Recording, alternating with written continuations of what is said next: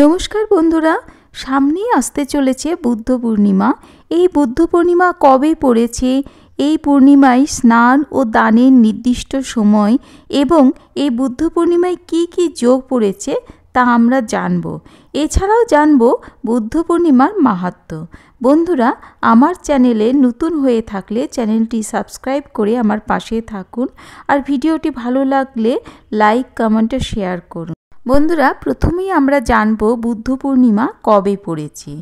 2024 সালের 22শে মে শুক্লপক্ষের পূর্ণিমা তিথিতে সন্ধে 6:47 শুরু হচ্ছে বুদ্ধ পূর্ণিমা। এই তিথি শেষ হচ্ছে 23শে মে সন্ধে 7:22।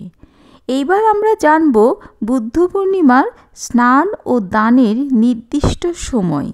বুদ্ধ পূর্ণিমায় 23শে মে ভোর 4:04 থেকে 5:26 পর্যন্ত থাকছে স্নান ও দানের পবিত্র সময়।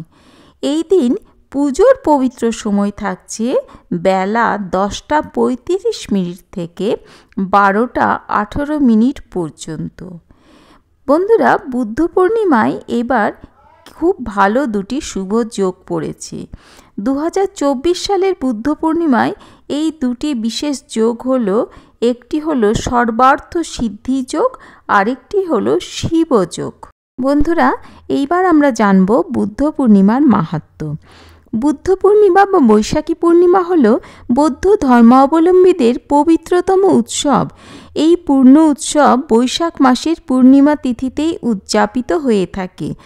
বৈশাখী পূর্ণিমা দিনটি বুদ্ধের ত্রিশেত্রী বিজড়িত। এই পবিত্র তিথিতে বুদ্ধ জন্মগ্রহণ করেছিলেন, আবার এই তিথিতেই বোধি বা সিদ্ধিলাভও করেছিলেন এবং মহানির্বাণও লাভ করেছিলেন।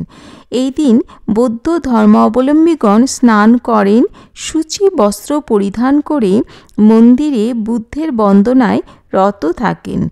ভক্তগণ প্রতিটি মন্দিরে বহু প্রদীপ প্রজ্বলিত করেন, ফুলের মালা দিয়ে মন্দির গৃহ সুশোভিত করে বুদ্ধের আরাধনায় নিমগ্ন হন। এছাড়া বুদ্ধগণ এই দিন বুদ্ধ পূজার পাশাপাশি পঞ্চশীল, অষ্টশীল, সূত্রপাঠ, সূত্র শ্রবণ এবং সমবেত প্রার্থনা করে থাকেন। বৌদ্ধ ধর্মাবলম্বীদের পাশাপাশি হিন্দুদের কাছেও এই দিনটি অত্যন্ত গুরুত্বপূর্ণ। এই সময় শ্রী বিষ্ণু তার নবম অবতার হিসেবে বুদ্ধ রূপে মর্তে আসেন। বন্ধুরা, এই বুদ্ধ পূর্ণিমা উপলক্ষে অনেক ভক্ত বৌদ্ধ উপাসনালয়ে যান এবং সেখানে ভগবান বুদ্ধের জীবন এবং তার শিক্ষা ও নীতিগুলি সম্পর্কে স্তোত্র এবং উপদেশ পাঠ করে দিনটি মহা আনন্দে কাটান।